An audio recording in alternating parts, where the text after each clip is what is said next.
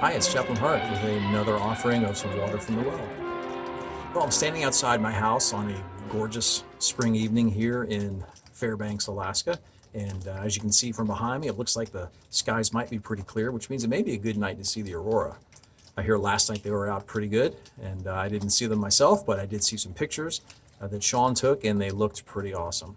And it reminded me when I was a kid, I used to look up in the night sky growing up back east, but I wasn't looking for the aurora. I was looking for other things. See, I was a big fan of sci-fi, still am actually, but I love the 1950s and 1960s sci-fi TV shows and movies. I love the Twilight Zone, Invasion of the Body Snatchers, Invaders from Mars, and of course the classic H.G. Wells, the movie adaptation of H.G. Wells' War of the Worlds. And if you haven't seen War of the Worlds, you might be familiar with the storyline, even if you haven't seen it. And if you saw the Tom Cruise remake a few years ago, I'm really sorry. That really wasn't a good movie, but you probably get the gist of it anyway.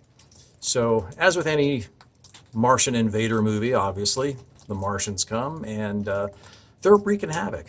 They are sending people fleeing by the millions. They are leveling cities. They're destroying big cultural landmarks like the Eiffel Tower, the Taj Mahal are nothing. They're just destroyed in the path of the Martian invasion. And as they're going across the countryside, just slowly and methodically obliterating everything in their path, there's nothing that humanity can do to fight back. Even our nuclear arsenal is useless against the Martian invaders.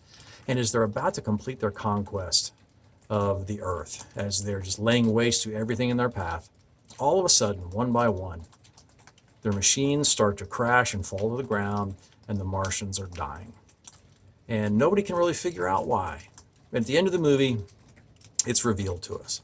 What did the Martians in were the last thing you'd probably suspect, but it was the germs, the bacteria, the viruses, the microscopic organisms that generation after generation of human beings had grown immune to, but that the Martians had never been exposed to.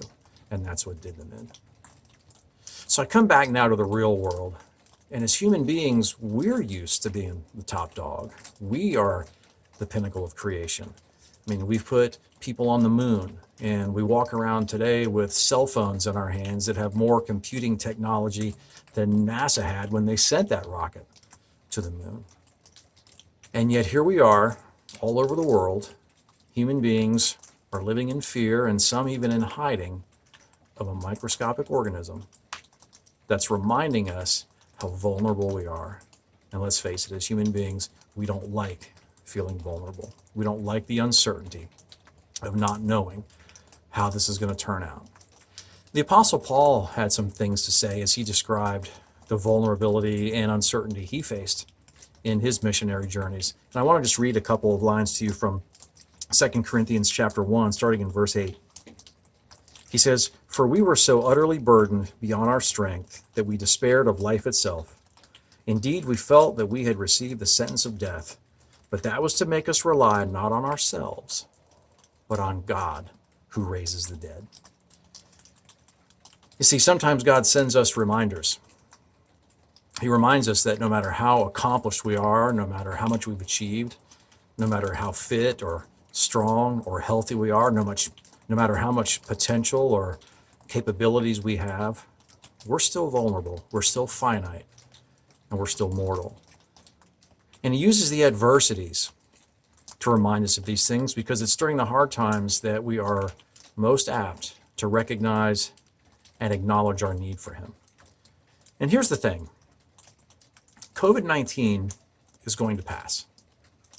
We're going to make it through. It's not the first catastrophe or crisis that we've had to face as human beings, but neither will it be the last. Somewhere down the road, something else will come along.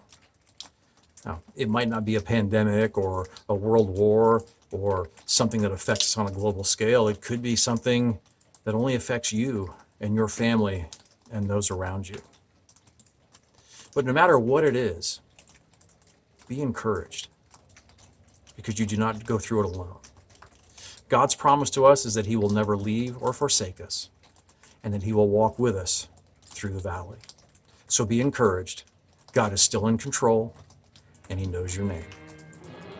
And keep an eye on that night sky, because you never know what you might see out there.